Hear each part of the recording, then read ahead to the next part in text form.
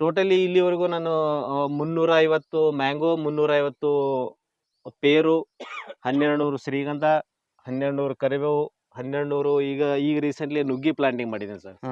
ನುಗ್ಗಿ dragon fruit ಅಷ್ಟು ಲಾಭ ಅದು ಎಷ್ಟು ಲಾಭ ಅಂತ ಎಕ್ಸ್ಪೆಕ್ಟೇಷನ್ ಮಾಡ್ಕೊಂಡು ಹಚ್ಚಬೇಕು ಅನ್ನೋ ಫಾರ್ಮರ್ಗೆ ನಾನು ಒಂದು ಮಾತು ಹೇಳೋದೇನಂತಂದ್ರೆ, ಮಾರ್ಕೆಟಿಂಗ್ ಮಾಡೋ ಕೆಪಾಸಿಟಿ ಇದ್ರೆ ಹಚ್ಚ್ರಿ. ನಾವು ಓನ್ ಆಗಿ ಮಾರ್ಕೆಟಿಂಗ್ ಮಾಡೋದು ಏನಾಯ್ತು ಅಂತಂದ್ರೆ ಸ್ವಲ್ಪ ಲಾಭ ತಗೋಬಹುದು. ಇಲ್ಲ ಮಾಡಿದೆಲ್ಲ ನಾವು ಪ್ಲಾಂಟ್ ಅಂದ್ರೆ ಸಸಿಗಳು ಯಾರು ಮಾರಾಟ ಮಾಡ್ತಾರೆ, ಯಾವುದೇ ಒಂದು ಸಸಿಗಳು ಮಾರಾಟ ಮಾಡೋರು ಬರೀ ಪಾಸಿಟಿವ್ ಅಷ್ಟೇ ಹೇಳ್ತಾರೆ ವಿನ ನೆಗೆಟಿವ್ ಯಾರು ಹೇಳಲ್ಲ ಸರ್. ಅಲ್ಲಿ 100 ರೂಪಾಯಿ ಇನ್ಕಮ್ ಆಗಿದ್ರೆ 200 ರೂಪಾಯಿ ಪ್ರಾಫಿಟ್ ಆಗ್ಯದ ಅಂತ ಹೇಳ್ಕೊಂಡ್ಬಿಡ್ತಾರೆ.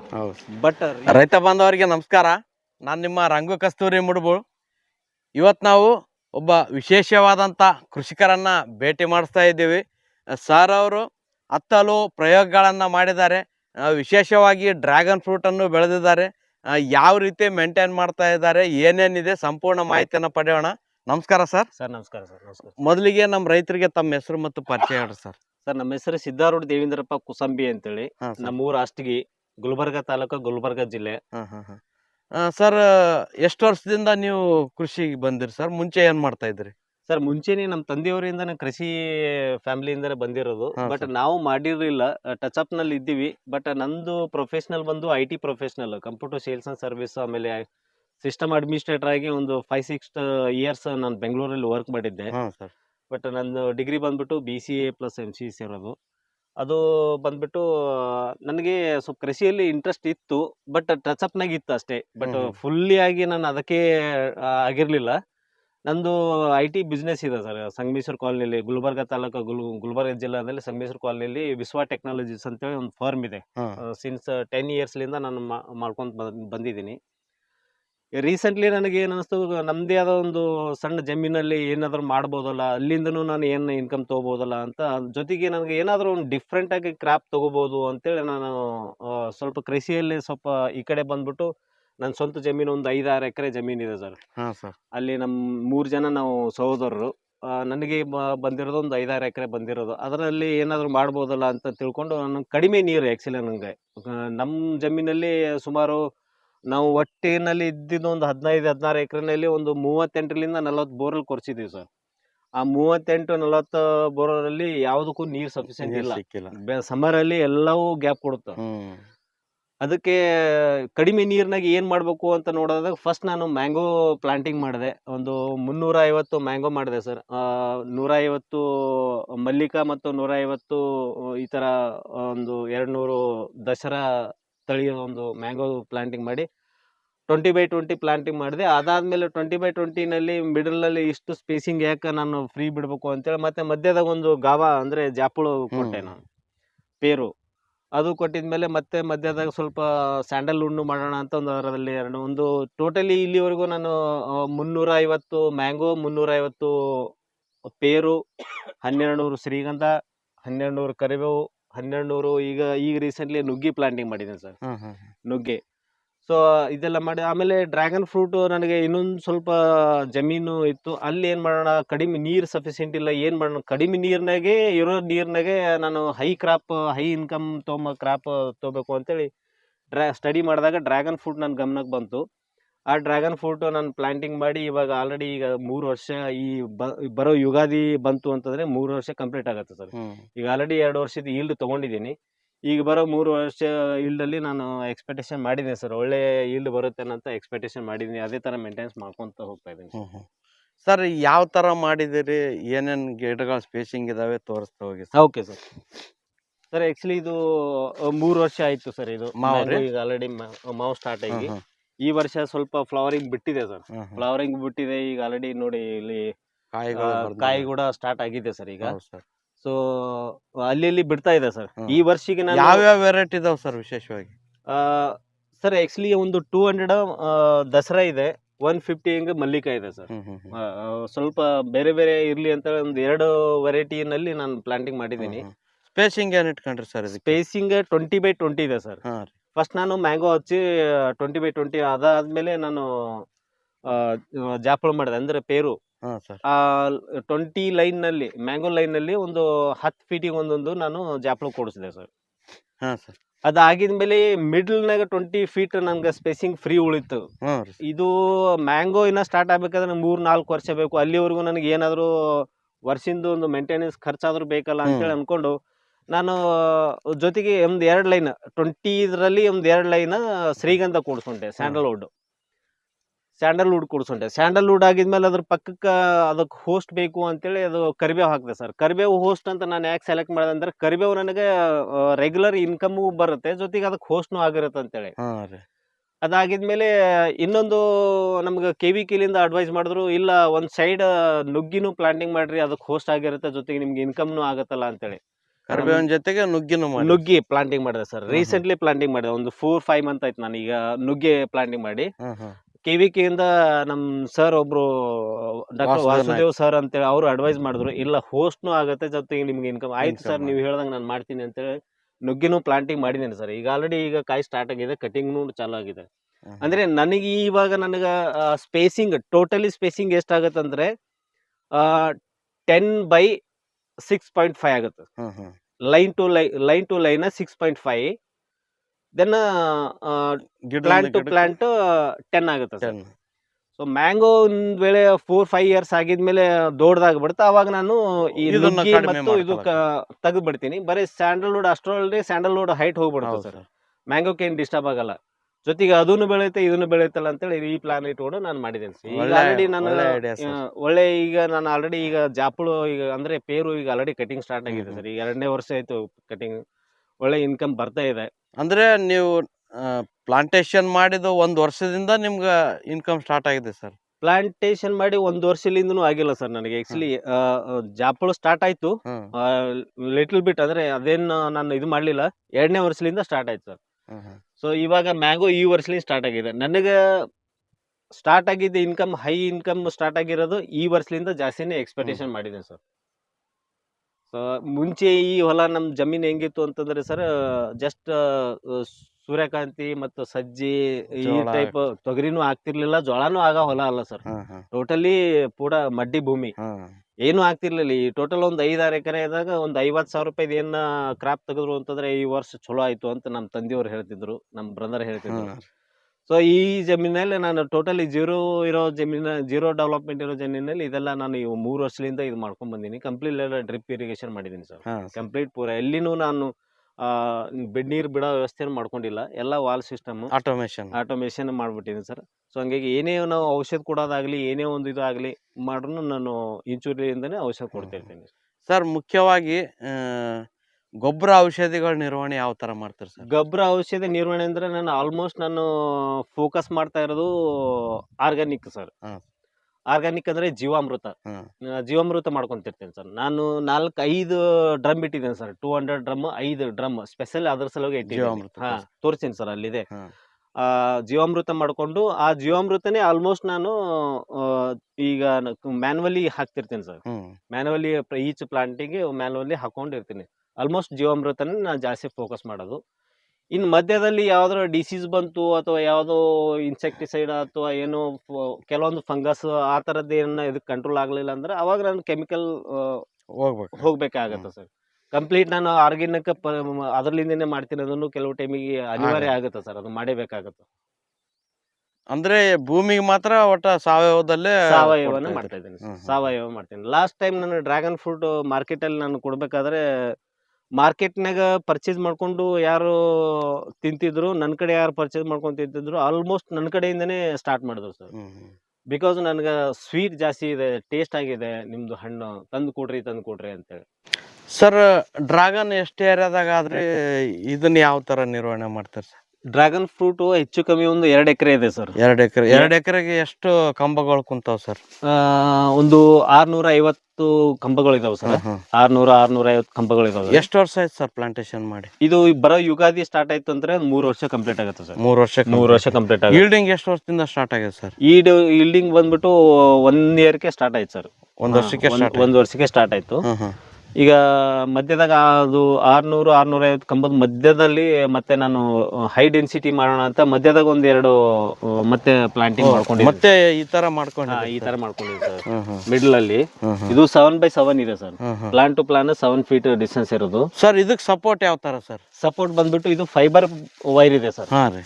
ಫೈಬರ್ ವೈರ್ ಮೀನ್ಸ್ ಇದು ಇದ್ರದ್ದು ಇದ್ರದ್ದು ಸ್ಟ್ರಾಂಗ್ ತಂತಿಕಿನ ಸ್ಟ್ರಾಂಗ್ ಇರ್ತದೆ ಸರ್. ಜೊತೆಗೆ ಕೊಳೆಲ್ಲ ಏನಿಲ್ಲ. ಅದು ತುಂಬಾ ಲಾಂಗ್ ಎಕ್ಸ್ಪೈರಿ ಇರುತ್ತೆ ಸರ್. ಇದು ಸಪೋರ್ಟ್ ಇಲ್ಲಿ ಪ್ಲಾಂಟ್ ಮಾಡ್ಕೊಂಡು ಇದಕ್ಕೊಂದು ಕಟ್ಟಿಗೆ ಕೊಟ್ಕೊಂಡು ಇಲ್ಲಿವರೆಗೂ ಬರೋವರೆಗೂ ಅಷ್ಟೇ ನಾವು ಸೇಫ್ ಆಗಿ ನೋಡ್ಕೋಬೇಕಾಗುತ್ತೆ. ಈ ಹಂಗೆ ಕಟ್ಕೊಂಡ್ ಬರ್ಬೇಕಾಗ್ತದೆ ಸರ್. ಒನ್ಸ್ ಇದ್ರ ಮೇಲೆ ಬಂದು ಹಿಂಗ್ ಬಿತ್ತು ಅಂತಂದ್ರೆ ಮುಗೀತು ಸರ್, ನಮ್ಮ ಮೇಂಟೆನೆನ್ಸ್ ಮುಗೀತು ಅಂತಂದಂಗ ಅಲ್ಲಿ ತಾನೇ ಆಟೋಮೆಟಿಕ್ ಆಗಿ ಗ್ರಿಪ್ಪಿಂಗ್ ಹಿಡ್ಕೊಂಡ್ಬಿಡ್ತದೆ ಸರ್. ಅವಾಗ ನಾವು ಸ್ವಲ್ಪ ಇದಕ್ಕೂ 1 ವರ್ಷ ಆದ್ಮೇಲೆ ನಾವು ಫ್ರೂಟ್ ನಾವು ತಗೋಬಹುದು ಸರ್. ವಿಶೇಷವಾಗಿ ಇದಕ್ಕೆ ಏನೇನು ಪೋಷಣೆ ಮಾಡ್ಬೇಕು ಸರ್ ಡ್ರ್ಯಾಗನ್ ನಲ್ಲಿ? ವಿಶೇಷವಾಗಿ ಪೋಷಣೆ ಮಾಡೋದೇನಂತಂದ್ರೆ ಸರ್, ಮೇನ್ ಇಂಪಾರ್ಟೆಂಟ್ ಇದಕ್ಕೆ ನೀರ್ ಮೇಂಟೆನೆನ್ಸ್. ನಮ್ ಕಡೆ ನೀರ್ ಜಾಸ್ತಿನೂ ಕೊಡೋ ತರ ಇಲ್ಲ, ಕಡಿಮೆನೂ ಕೊಡೋ ತರ ಇಲ್ಲ. ನೀರ್ ಜಾಸ್ತಿ ಕೊಟ್ಟಿವಿ ಅಂತಂದ್ರೆ ಫಂಗಸ್ ಸ್ಟಾರ್ಟ್ ಆಗ್ತದೆ ಸರ್, ಕೊಳೆ ರೋಗ ಸ್ಟಾರ್ಟ್ ಆಗ್ತದೆ. ಆ ಕೊಳೆ ರೋಗ ಕಂಟ್ರೋಲ್ ಮಾಡ್ಬೇಕಾದ್ರೆ ಸ್ವಲ್ಪ ಕಷ್ಟನೇ. ಕೆಲವೊಂದು ಕೆಮಿಕಲ್ ಎಲ್ಲ ಸ್ಪ್ರೇ ಮಾಡಬೇಕು, ಟ್ರೈಕೋಡರ್ಮ ಸೋಡಾಮಿನಸ್ ಎಲ್ಲ ಯೂಸ್ ಮಾಡಬೇಕು. ಆಮೇಲೆ ಇದಕ್ಕೆ ಅದು ಇದು ಬೇರೆ ಏನಿಲ್ಲ, ಆಲ್ಮೋಸ್ಟ್ ಸ್ವಲ್ಪ ಸಗಣಿ ಗೊಬ್ಬರನೇ ಯೂಸ್ ಮಾಡೋದು ಬಹಳ ಬೆಟರ್ ಸರ್. ಬೇರೆ ಯಾವ ಗೊಬ್ಬರನು ಕೇಳಲ್ಲ, ಕೊಡ್ಬಹುದು. ಬಟ್ ಯಾಕೆ ಕಾಸ್ಟ್ಲಿ ಆಗ್ತದೆ. ನಾವು ಸಗಣಿ ಗೊಬ್ಬರ ಕೊಟ್ರೆ ಅದಕ್ಕೆ ಸ್ವಲ್ಪ ಇನ್ನೂ ಹೆಲ್ದಿ ಆಗಿರ್ತದೆ ಸಗಡ. ಆಮೇಲೆ ಫ್ರೂಟ್ ಕೂಡ ಟೇಸ್ಟ್ ಆಗಿ ಬಂದಿರ್ತದೆ. ಆಮೇಲೆ ಸೈಜ್ ಕೂಡ ಬರ್ತದೆ, ಚೆನ್ನಾಗಿ ಬರ್ತದೆ. ಕೆಮಿಕಲ್ ಮೇನ್ ಡಿಸೀಸ್ ಏನ್ ಸರ್ ಡ್ರ್ಯಾಗನ್ ನಲ್ಲಿ? ಮೇನ್ ಡಿಸೀಸ್ ಬಂದ್ಬಿಟ್ಟು ಫಂಗಸ್ ಸರ್. ಕೊಳೆ ರೋಗ. ಕೊಳೆ ರೋಗನೇ ಮೇನ್ ಡಿಸೀಸ್ ಇರೋದೇ ಕೊಳೆ ರೋಗ ಸರ್. ಇದಕ್ಕೆ ಇನ್ಸೆಕ್ಟ್ ಆಗೋದು, ಅಟ್ಯಾಕ್ ಆಗೋದು ಸ್ವಲ್ಪ ಕಡಿಮೆನೆ ಕೊಳೆ ರೋಗ. ಇನ್ನೊಂದು ನೆಮಟೋಡ್ಸ್. ನೆಮಟೋಡ್ಸ್ ಹೆಂಗದ ಸರ್, ಕೊಳೆ ರೋಗದ್ದು ಫಂಗಸ್ ಇನ್ನ ನಮ್ ಕಣ್ಣಿಗೆ ಕಾಣುತ್ತೆ ಸರ್. ನೆಮಟೋಡ್ಸ್ ನಮ್ ಕಣ್ಣಿಗೆ ಕಾಣೋದೇ ಇಲ್ಲ. ನಾವು ಬರೀ ಯಾಕೋ ಗಿಡ ಬೆಳೆಯಲಾಗ್ಯದ ಅನ್ಕೊಂಡು ಆಮೇಲೆ ಲೀವ್ಸ್ ಎಲ್ಲ ಇವೆಲ್ಲ ಲೀವ್ಸ್ ಹಂಗಿರೋದು ಈ ತರ ಸ್ಟ್ರಾಂಗ್ ಇರಲ್ಲ ಸರ್ ನೆಮಟೋಡ್ ಬಂದ್ರೆ. ಸೊ ಅವಾಗ ನಾವು ಅನ್ಕ ರೂಟ್ಸ್ಗೆ ಏನಕ ಕೆಲವೊಂದು ವೆಲ್ಲಮ್ ಪ್ರೈಮು, ಆಮೇಲೆ ಯಾವುದು ಪೈಸಲೋಮೈಸಿಸು, ಅವೆಲ್ಲ ನಾವು ಕೆಲವೊಂದು ಕ್ಲೋರೋಫೈರಿಫಸ್ ಇವೆಲ್ಲ ನಾವು ಡ್ರಿಪ್ಪಿಗೆ ಕೊಟ್ಟು ಅದನ್ನ ಕಂಟ್ರೋಲ್ ಮಾಡ್ಬೇಕಾಗತ್ತೆ ಅಷ್ಟೇ. ಆಮೇಲೆ ಇನ್ನೊಂದು ಏನಂತಂದ್ರೆ ಸಮ್ಮರ್ನಾಗ 35 ಮೇಲೆ ಟೆಂಪರೇಚರ್ ಹೋಯ್ತು ಅಂತಂದ್ರೆ ಸಮ್ಮರ್ನಾಗ ಇದು ಸ್ವಲ್ಪ ಕಾಪಾಡ್ಕೊಂಬೋದು ಬಹಳ ಕಷ್ಟನೇ ಸರ್. ಅದಕ್ಕೋಸ್ಕರ ಏನಂದ್ರೆ ಸನ್ ಬರ್ನ್ ಆಗ್ತದೆ. ಸನ್ ಬರ್ನ್ ಆಯ್ತು ಅಂದ್ರೆ it is like a fungus. Sunburn ಆಗಿ ಎಲ್ಲೋ ಶಿಫ್ ಆಗ್ತದೆ ಸರ್. ಗ್ರೀನ್ನೆಸ್ ಇರಲ್ಲ, ಎಲ್ಲೋ ಶಿಫ್ ಆಗಿ ಅದು ಆಟೋಮೆಟಿಕ್ ಆಗಿ ಫಂಗಸ್ ಕನ್ವರ್ಟ್ ಆಗಿ ಕೊಳಕ್ ಸ್ಟಾರ್ಟ್ ಆಗ್ತವೆ. ಸೊ ಅವಾಗ ಅದು ನಾವು ಸನ್ ಬರ್ನ್ 35 ಮೇಲೆ ಹೋಯ್ತು ಟೆಂಪರೇಚರ್ ಅಂತಂದ್ರೆ ಅವಾಗ ನಾವೇನದ ಇದಕ್ಕೆ ಸ್ವಲ್ಪ ಶೇಡಿಂಗ್ ಕಂಟ್ರೋಲ್ ಆಗೋ ತರ ನಾವು ಕಾಪಾಡ್ಕೋಬೇಕು. ಅದಕ್ಕೆ ಏನ್ ಮಾಡ್ಬೇಕು ಸರ್, ಈ ತರ ಕೆವಲಿನ್ ಆಗ್ಲಿ ಅಥವಾ ಲೈಮ್ ಅಲ್ಲಿ ಸ್ಪ್ರೇ ಮಾಡ್ಬೇಕು. ಇಲ್ಲ ಅಂತಂದ್ರೆ ಮೇಲೆ ಸೆಡ್ನೆಟ್ ಹಾಕ್ಬೇಕು. ಒಬ್ಬೊಬ್ರು ಸೆಡ್ನೆಟ್ ಹಾಕ್ತಿರ್ತಾರೆ. ಆಮೇಲೆ ಇಲ್ಲ ಅಂತಂದ್ರೆ ಸ್ಪ್ರಿಂಕ್ಲರ್ನು ಬಿಡ್ತಾರೆ ಸರ್. ಈಗ ಈ ಕಡೆ ಫಾಗರ್ಸ್ ಅಂತೇಳಿ ಫಾಗರ್ಸ್ ಅಂತೇಳಿ ಬಿಡಗತ್ತಾರೆ. ಫಾಗರ್ಸ್ ಬಹಳ ಕಾಸ್ಟ್ಲಿ ಬರ್ತದೆ. ಸೊ ಹಂಗಾಗಿ ನಾವೆಲ್ಲ ಈ ತರ ಪೌಡರ್ ಸ್ಪ್ರೇ ಮಾಡ್ಬಿಟ್ಟೇವೆ ಅಂತಂದ್ರೆ ಅದಕ್ಕೆ ಸನ್ ಬರ್ನಿಗೆ ಸ್ವಲ್ಪ ಕಂಟ್ರೋಲ್ ಆಗ್ತದೆ ಸರ್. ಇದರಲ್ಲಿ ಈಲ್ಡಿಂಗ್ 1 ವರ್ಷದಿಂದ ಸ್ಟಾರ್ಟ್ ಆಗಿದೆ ಅಂತ ಹೇಳಿದ್ರಿ. ಯಾವ ತರ ಬಂತು ಸರ್ ನಿಮ್ಗೆ 2 ಎಕರೆಯಲ್ಲಿ? ಸರ್ ಆಕ್ಚುಲಿ ನಾ ಡ್ರ್ಯಾಗನ್ ಫ್ರೂಟ್ನಾಗ ಸ್ಯಾಟಿಸ್ಫ್ಯಾಕ್ಷನ್ ಇದೀನಿ ಸರ್. ಬಿಕಾಸ್ ಬೇರೆ ಕ್ರಾಪ್ ಕಂಪೇರ್ ಮಾಡಿ ನೋಡಿದ್ರೆ ಇದ್ರ ಮೇಂಟೆನೆನ್ಸ್, ಇದ್ರದ್ದು ಈಲ್ಡ್, ಇದ್ರದ್ದು ಏರಿಯಾ ಸ್ಪೇಸಿಂಗ್ನಾಗ ಎಷ್ಟು ಈಲ್ಡ್ ಎಷ್ಟು ಇನ್ಕಮ್ ಅಂತ ಕಂಪೇರ್ ಮಾಡಿದಾಗ ಇದ್ರದಾಗ ಸ್ಯಾಟಿಸ್ಫ್ಯಾಕ್ಷನ್ ಇದೆ. ಹೆಂಗಿದೆ ಅಂತಂದ್ರೆ ಸರ್, ಮೇಂಟೆನೆನ್ಸ್ನು ಇದೆ ಸರ್. ಇವಾಗ ಹೆಂಗೆ ಹೇಳ್ತಾರೆ ಅಂತಂದ್ರೆ, ಈಗ ಪ್ಲಾಂಟ್ ಸೇಲ್ ಮಾಡೋರು ಏನಿರ್ತಾರಲ್ಲ ಸರ್, ಪ್ಲಾಂಟ್ ಸೇಲ್ ಮಾಡೋರು ಹೆಂಗಂದ್ರೆ ಓನ್ಲಿ ಪಾಸಿಟಿವ್ ಮಾತ್ರ ಹೇಳ್ತಾರೆ ಸರ್. ಇದು ನಾನು ಇಂಪಾರ್ಟೆಂಟ್ ಫಾರ್ಮರಿಗೆ ನನ್ನೊಂದು ಅನುಭವದ ಪ್ರಕಾರ ನಾನು ಹೇಳ್ತಾ ಇರೋದು, ಪ್ಲಾಂಟ್ ಅಂದ್ರೆ ಸಸಿಗಳು ಯಾರು ಮಾರಾಟ ಮಾಡ್ತಾರೆ, ಯಾವುದೇ ಒಂದು ಸಸಿಗಳು ಮಾರಾಟ ಮಾಡೋರು ಬರೀ ಪಾಸಿಟಿವ್ ಅಷ್ಟೇ ಹೇಳ್ತಾರೆ ವಿನ ನೆಗೆಟಿವ್ ಯಾರು ಹೇಳಲ್ಲ ಸರ್. ಅಲ್ಲಿ 100 ರೂಪಾಯಿ ಇನ್ಕಮ್ ಆಗಿದ್ರೆ 200 ರೂಪಾಯಿ ಪ್ರಾಫಿಟ್ ಆಗ್ಯದ ಅಂತ ಹೇಳ್ಕೊಂಡ್ಬಿಡ್ತಾರೆ. ಬಟ್ ರಿಯಾಲಿಟಿ ಯಾರು ಜೆನ್ಯೂನ್ ಫಾರ್ಮರ್ ಯಾರು ಇದಾರೆ ಅವ್ರಿಗೆ ಹೋಗಿ ಕೇಳಿದ್ರೆ ಅದರ ಕಷ್ಟ ಸುಖ ಏನು ಅಂತ ತಿಳ್ಕೊಬಹುದು. ಪ್ಲಾಂಟ್ ಸೇಲ್ ಮಾಡೋದು ಅವ್ರದ್ದು ಇಂಟೆನ್ಷನ್ ಪ್ಲಾಂಟ್ ಸೇಲ್ ಮಾಡ್ಬೇಕಾದ್ರೆ ಏನ್ ಹೇಳ್ಬೇಕು ಸರ್, ಪಾಸಿಟಿವ್ನೇ ಹೇಳ್ಬೇಕಾಗತ್ತೆ, ನೆಗೆಟಿವ್ ಹೇಳಿದ್ರೆ ಆಗಲ್ಲ. ಸೊ ಆಲ್ಮೋಸ್ಟ್ ನಾನು ಸಾಕಷ್ಟು ಯೂಟ್ಯೂಬ್ನಾಗ ಯಾರು ಪ್ಲಾಂಟ್ ಸೇಲ್ ಮಾಡೋರು ಏನು ಹೇಳ್ತಿರ್ತಾರೆ ಅಂತಂದ್ರೆ, ಇದು ಇಂಪಾರ್ಟೆಂಟ್ ಮ್ಯಾಟರ್ ನಾನು ಹೇಳ್ತಾ ಇರೋದು. ಇದು ನಾನು ಹೇಳ್ಬೇಕಂತೇಳಿ ಅನ್ಕೊಂಡಿದ್ದೆ. ಡ್ರ್ಯಾಗನ್ ಫ್ರೂಟ್ ಹಚ್ಬೋದು, 1 ಗುಂಟೆಗೆ ಅಷ್ಟು ಲಕ್ಷ ಆಯ್ತು, ಇಷ್ಟು ಲಕ್ಷ ಆಯ್ತು, 1 ಎಕರೆಗೆ ಅಷ್ಟು ಕೋಟಿ ಆಯ್ತು, ಇಷ್ಟು ಕೋಟಿ ಆಯ್ತು ಅಂತ ಹೇಳ್ತಾರೆ.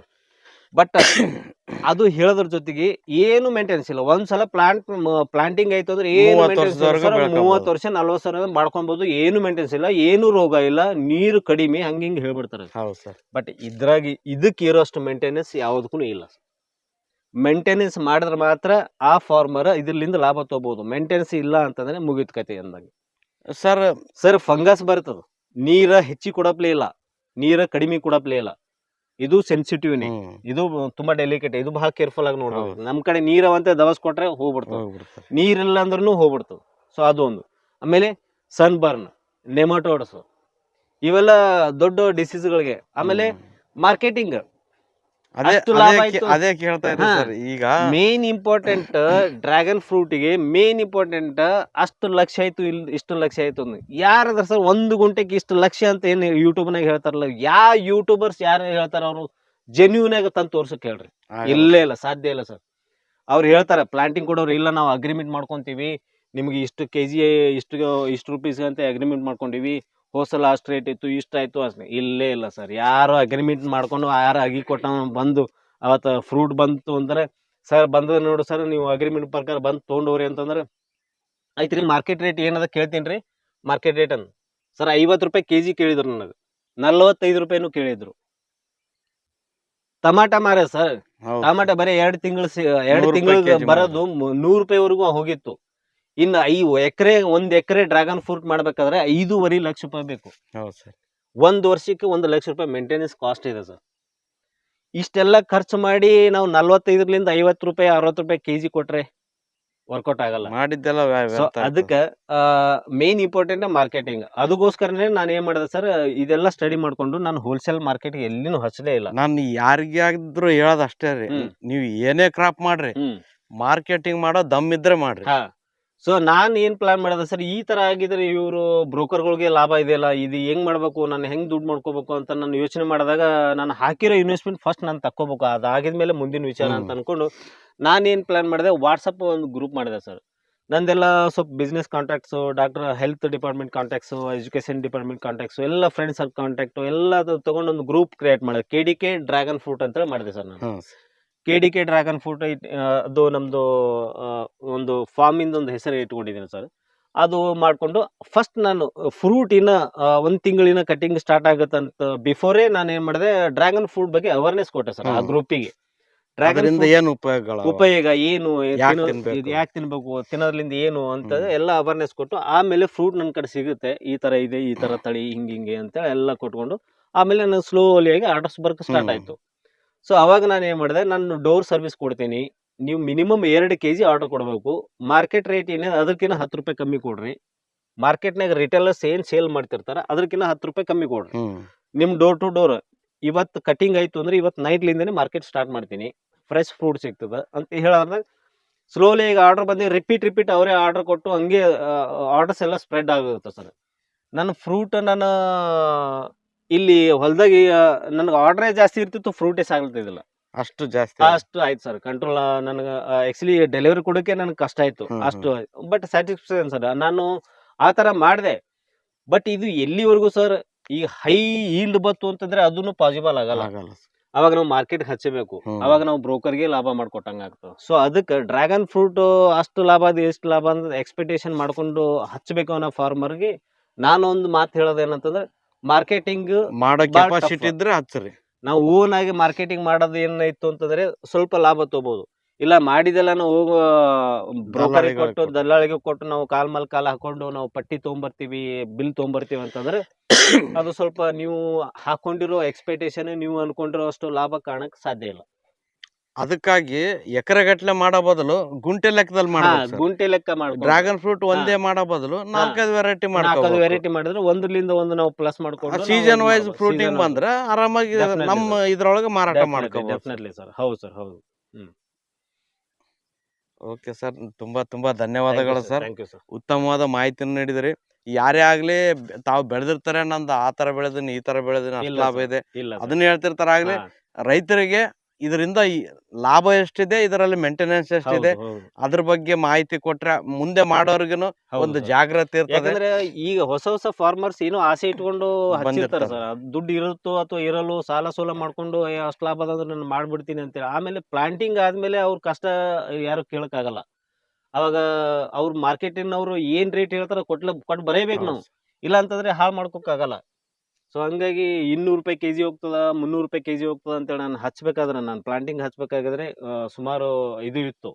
200 300 ಇಲ್ಲ ಸರ್, 100 ರೂಪಾಯಿ ಮೇಲೆ ಯಾವುದು ಹೋಗಿ ಸರ್. ನೀವು ನಂಬ್ತಿರೋ ಇಲ್ಲ, ಒಂದ್ ಟೈಮಲ್ಲಿ ಡ್ರ್ಯಾಗನ್ ಅಂದ್ರೆ ಅಷ್ಟು ಹೆಸರಿತ್ತು. ನಾವೇ ಖರೀದಿ ಮಾಡ್ಬೇಕಂದ್ರೆ 200 300 ರೂಪಾಯಿಗೆ ಒಂದು ಹಣ್ಣು ತಗೊಂಡಿದೀವಿ.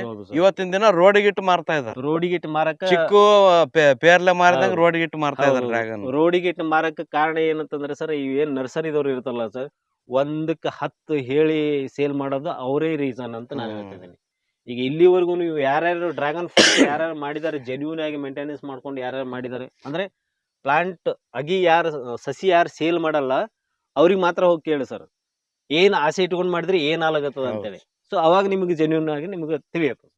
Okay sir, thank you sir, thank you. ನೋಡಿದ್ರಲ್ಲ ರೈತ ಬಾಂಧವರೇ, ಸರ್ ಅವರು ವಿಶೇಷವಾಗಿ ಒಂದು ವಿಭಿನ್ನ ಕೃಷಿನ ಮಾಡಿದ್ದಾರೆ. ಹಲವಾರು ಥರದ ಹಣ್ಣಿನ ಗಿಡಗಳನ್ನು ಬೆಳೆದಿದ್ದಾರೆ, ಜೊತೆಗೆ ಶ್ರೀಗಂಧ ಮಾಡಿದ್ದಾರೆ. ಈ ಪ್ಲಾಟಲ್ಲಿ ವಿಶೇಷವಾಗಿ ಡ್ರ್ಯಾಗನ್ ಮಾಡಿದ್ದಾರೆ. ಡ್ರ್ಯಾಗನ್ ಮಧ್ಯೆ ಕೂಡ ಹೆಬ್ಬೆವನ್ನು ಹಾಕಿದ್ದಾರೆ. ಈ ರೀತಿ ಸಮಗ್ರ ಕೃಷಿನ ಮಾಡ್ತಾ ಇದ್ದಾರೆ. ಒಂದರಲ್ಲಿ ಕೈ ಕೊಟ್ಟರು ಒಂದರಲ್ಲಿ ಆದಾಯನ ಪಡಿತಾ ಇದ್ದಾರೆ. ಇಂಥ ವಿಶೇಷವಾದಂಥ ಕೃಷಿಕರು ನಮ್ಮ ಕಲಬುರಗಿ ಭಾಗದಲ್ಲಿ, ಅದು ನೀರಿನ ಅಭಾವದಲ್ಲಿ ಕೂಡ ಒಂದು ಒಳ್ಳೆ ತೋಟನ ಸೃಷ್ಟಿ ಮಾಡಿದ್ದಾರೆ. ನಮಗೆ ಇದುವರೆಗೂ ಸಂಪೂರ್ಣವಾದ ಮಾಹಿತಿಯನ್ನು ನೀಡಿದರು, ಇದರ ಕಷ್ಟ ನಷ್ಟಗಳ ಬಗ್ಗೆ ಮಾಹಿತಿ ನೀಡಿದರು. ಇಂಥ ವಿಶೇಷವಾದ ಕೃಷಿಕರನ್ನು ಭೇಟಿಯಾಗಿದ್ದು ತುಂಬ ಸಂತೋಷವಾಯಿತು. ಸರ್ ಅವರಿಗೆ ಮತ್ತೊಮ್ಮೆ ಧನ್ಯವಾದಗಳನ್ನು ತಿಳಿಸುತ್ತಾ, ಈ ವಿಡಿಯೋನ ಸುಮಾರು ಜನ ರೈತರಿಗೆ ಶೇರ್ ಮಾಡಿರಿ. ಎಲ್ರಿಗೂ ಕೃಷಿಯಲ್ಲಿ ಯಾವ ರೀತಿ ಕಷ್ಟ ನಷ್ಟಗಳಿವೆ ಸಾರ್ ಅವರ ಮಾತಿಂದ ಪ್ರೇರಣೆ ಆಗಲಿ. ಯಾವುದೇ ಕಾರಣಕ್ಕೂ ಹೆಚ್ಚಿನ ಪ್ರಮಾಣದಲ್ಲಿ ಬೆಳೆಯದೆ ನಮ್ಮ ಮಾರ್ಕೆಟಿಂಗ್ ಅನುಕೂಲ ನೋಡಿಕೊಂಡು ಬೆಳೆದ್ರೆ ಎಲ್ಲರೂ ಉತ್ತಮ ಆದಾಯ ಪಡಿಬೋದು ಅಂತ ಹೇಳ್ತಾ, ನನ್ನ ಚಾನಲ್ನ ಹೊಸದಾಗಿ ನೋಡ್ತಾ ಇರೋರು ನನ್ನ ಚಾನಲ್ನ ಸಬ್ಸ್ಕ್ರೈಬ್ ಮಾಡಿರಿ ಅಂತ ಹೇಳ್ತಾ, ಮುಂದಿನ ವಿಡಿಯೋದಲ್ಲಿ ಇನ್ನೂ ಹೆಚ್ಚಿನ ಮಾಹಿತಿಯೊಂದಿಗೆ ನಿಮ್ಮ ಮುಂದೆ ಬರ್ತೇನೆ. ಅಲ್ಲಿವರೆಗೂ ನಮಸ್ಕಾರ.